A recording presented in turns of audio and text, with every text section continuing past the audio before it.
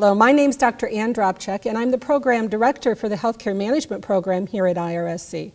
I'd like to talk to you a little bit about competencies, healthcare management competencies. These are set by the American College of Healthcare Executives, which is, in essence, our governing body. They set the gold standard for competencies that any healthcare manager must possess. And these include communication, leadership, professionalism, knowledge of the healthcare environment, of course, and business skills. What I'd like to do on this video is to walk through each of these a little bit, share some more information about them, and then at the end of the video, share with you a how-to log on and record your PDSL experiences on your form.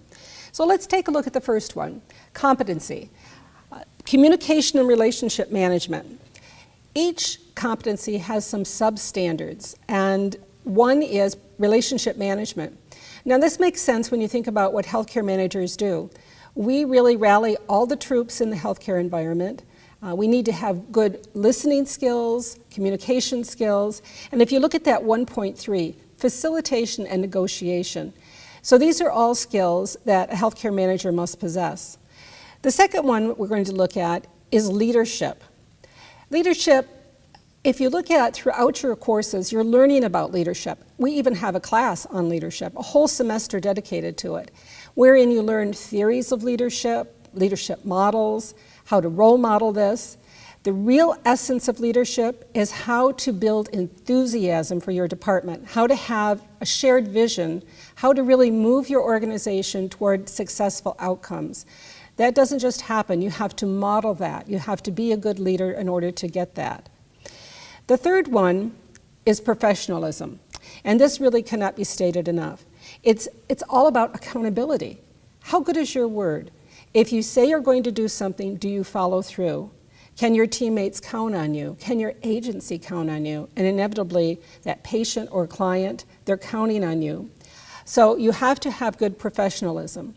This is also in how you dress, how you speak, how you communicate with people, how you follow through in your written word, and overall, throughout our entire curriculum, you're practicing this in the classroom, in delivering your assignments on time, and even with this PDSL project, are you following through? That shows professionalism. Competency number 4, knowledge of the healthcare environment. This is an ever-changing field, and whether you are placed in a large hospital or medical service, a small nonprofit, a single family doctor, or a multi-practice, you really have to know what makes that environment tick. There are forms, there are things like HIPAA. These are all aspects of the healthcare environment that you have to know about. It's also very fast-paced, and it is focused on the customer and the patient's family. This is all the components that make up the environment. You also have to look at number 4.3 when we talk about the patient's perspective. Remember in class we talk about the triple aim, and the focus of all that is the patient. Now if you're in a nonprofit, you can substitute client or volunteer, but really you have to have and keep your focus on the patient. That's all part of knowing about the healthcare environment.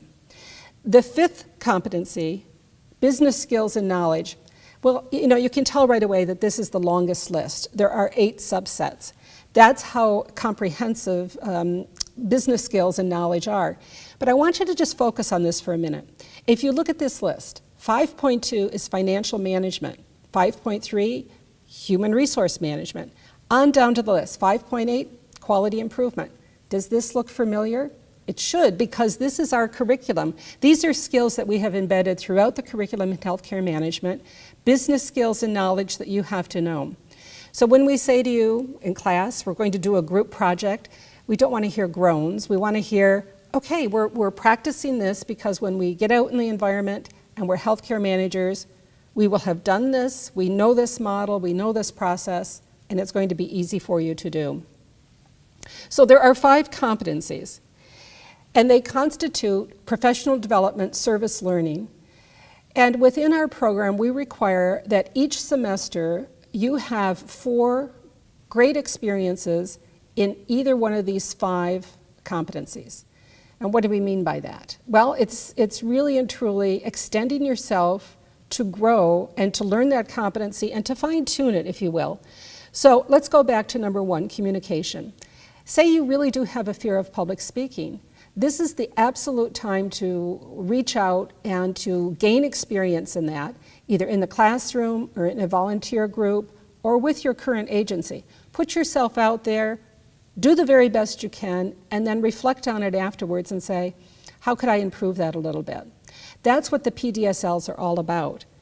Now, we've streamlined the process so that every semester on your Blackboard website will be the most current link. And I've had students say to me, Dr. Dropchak, why does the link change every semester? You know, I've just realized the first one and now it's changed. It's because at the end of each semester, we gather all of your input and in aggregate form, a collection of all your input. We make a report about that. And then that report is posted on your website, on your Blackboard, because you can learn from your fellow students. For instance, say you are really stuck on how do you interpret the risk management part under business skills. If that is an area that's probably weak for you, you can go into that part of the report and look up and say, how did my fellow students practice that? What do they do for risk management? And you would be surprised at some of the approaches that students had. It's really interesting. So the link changes each semester so that we can keep each semester's report together. Now, the most current link is going to be on your Blackboard site, and you can ask your instructors about it if you don't see it. So if there are ever any questions about PDSL, all your instructors know about this system. It's here to benefit you. And we're doing this because it is a co-curricular activity to our curriculum. We've embedded all the competencies in the curriculum. This is the icing on the cake for you to come in, to have a voice in how you're interpreting PDSLs and how you're growing professionally. And it's kind of an exciting project, and we wish you best of luck with it, and we'll talk soon.